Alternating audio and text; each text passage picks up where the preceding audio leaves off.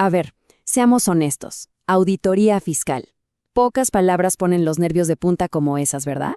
Pero, ¿y si les dijera que, más que un monstruo debajo de la cama, es como un juego de mesa con un manual de reglas súper claro?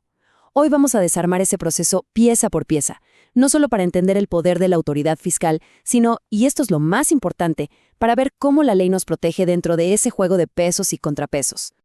Bueno, esta es la pregunta del millón, la que inicia todo. Cuando la autoridad de repente toca la puerta, ¿qué pasa después? Acompáñenme en este recorrido para desglosar paso a pasito cómo funciona el poder de verificación del Estado, desde una simple notificación hasta la mismísima llegada de los auditores. Ok, antes de cualquier otra cosa hay que entender una idea fundamental. Para que tengamos calles, hospitales, escuelas, todo eso que usamos a diario, el Estado necesita recaudar impuestos. Por eso, no solo tiene el poder, sino el deber de checar que todos estemos contribuyendo como se debe. No es algo que se le ocurre de la nada, es, literal, el motor que hace que todo el sistema funcione. Y claro, para cumplir con ese deber, el Estado tiene su propia caja de herramientas, ¿no? A estas herramientas se les conoce oficialmente como facultades de comprobación. Son los procedimientos que la ley le permite usar a la autoridad para asegurarse de que las cuentas de todos cuadren. Pensemos que son como los diferentes instrumentos que tiene un detective para poder resolver un caso. Pero, ojo, no todas las verificaciones son iguales. La autoridad no llega siempre con todo el arsenal. Existe una especie de escalera de intensidad que va desde una corrección súper simple en un escritorio hasta una visita completa en casa o en el negocio. Vamos a subirla juntos peldaño por peldaño. En el primer escalón, el más bajito, tenemos algo tan sencillo como un error de dedo, un error de suma. Si la autoridad ve un cálculo que no le cuadra o un dato que falta, puede corregirlo sin necesidad de armar un gran show. Digamos que es su forma más rápida y directa de actuar, diseñada para resolver lo obvio sin complicaciones. Ahora subimos un peldaño a lo que se conoce como revisión de gabinete. La analogía es perfecta, ¿eh? Es como si el maestro en la escuela te dijera: a ver, tráeme tu cuaderno a mi escritorio para revisarlo. Aquí, la autoridad pide formalmente que se le lleven ciertos documentos a sus oficinas para analizarlos con calma. Y que el nombre no nos engañe. Que sea de gabinete no significa que sea algo ligero. Para nada. Este ya es un procedimiento formal, en toda regla, donde cada papelito, cada factura, cada comprobante cuenta. La revisión puede ser súper detallada y exige una respuesta impecable, con cada cosa bien respaldada por evidencia. Aquí, como dicen, el diablo está en los detalles. Y con esto llegamos a la cima de la escalera, al punto culminante de estas facultades, la famosa visita domiciliaria. Este es el procedimiento que casi todos conocen y por su naturaleza es el más invasivo. ¿Por qué?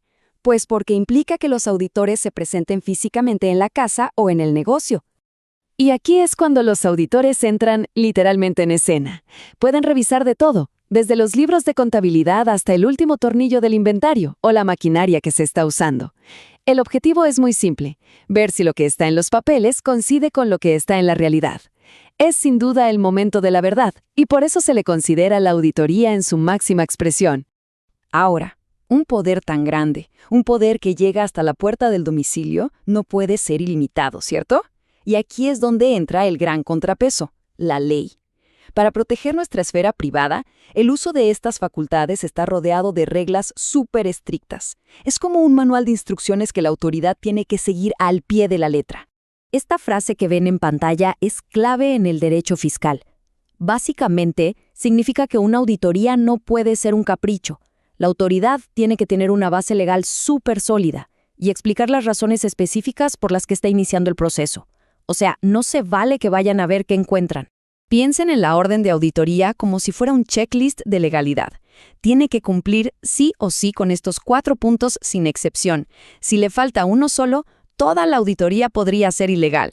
Debe decir clarito quién audita, a quién van a auditar, en dónde lo van a hacer y, lo más importante, con qué permiso legal lo están haciendo. Es súper importante entender que estos no son simples trámites burocráticos, son candados legales. Cada uno de estos requisitos es una barrera, una salvaguarda diseñada para que el poder del Estado no se desborde y para proteger uno de los derechos más básicos que tenemos, la inviolabilidad de nuestro domicilio. Incluso la forma en que se entrega esa orden sigue un guión súper estricto. El primer intento siempre tiene que ser personal. Si no encuentran a la persona, le dejan un citatorio para el día siguiente a una hora fija. Y solo como último recurso, se le entregan a quien esté ahí. ¿Y para qué tanto rollo? Pues para garantizar el derecho a estar presente y preparado. Muy bien. Una vez que la auditoría termina, se abre un capítulo completamente nuevo, el de las consecuencias. Y aquí la historia tiene dos lados. Por uno, las posibles sanciones si encontraron algo mal, y por otro, un reloj que empieza a correr, pero esta vez en contra de la propia autoridad. Si la auditoría revela que hay infracciones, ya sea impuestos que no se pagaron, registros mal hechos, lo que sea, las consecuencias pueden desatarse como un verdadero torbellino. No es solo una cosa, sino un conjunto de posibles sanciones que se pueden ir acumulando. Y estas sanciones varían en gravedad. Lo más común son las multas y los recargos por el tiempo que el impuesto no se pagó. Pero en situaciones más serias, el incumplimiento puede llegar a considerarse incluso un delito fiscal, y eso ya tiene implicaciones penales. Pero, y aquí viene lo interesante, el poder de la autoridad no es eterno. Tiene fecha de caducidad, y esa fecha está marcada por este número clave, 5 años. Este es el plazo que funciona como el gran límite, como un reloj de arena que protege al contribuyente. A este límite de tiempo se le conoce como caducidad o prescripción. En español simple y llano, significa que la autoridad fiscal tiene, como regla general, 5 años desde que se presentó una declaración para iniciar una revisión. Si no lo hace en ese tiempo, se le fue el tren, ya perdió su oportunidad. ¿Y por qué es tan importante? Porque nos da seguridad jurídica, la certeza de que el pasado no puede ser revisado para siempre. Bueno, y para ir cerrando, vamos a resumir la idea central que hemos estado explorando. Este delicado equilibrio que existe entre el poder que necesita el Estado para recaudar y los derechos y protecciones que tenemos todas las personas. Y aquí lo podemos ver en un panorama completo. Es como un baile perfectamente coreografiado entre poder y protección. Por cada facultad que tiene la autoridad, la ley le pone un escudo al contribuyente. Ante el poder de verificar, está la protección de los procedimientos. Ante una visita, los requisitos de la orden. Y frente a una sanción, el límite del tiempo. Es el famoso sistema de pesos y contrapesos en plena acción.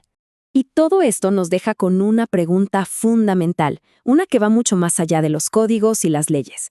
Sabemos que el poder fiscal es esencial, pero nuestra privacidad también lo es. En un mundo donde nuestra información financiera es cada vez más digital y accesible, la pregunta ya no es si la línea existe, sino dónde exactamente la vamos a trazar mañana. Y ese, créanme, es el debate que va a definir el futuro de esta delicada balanza.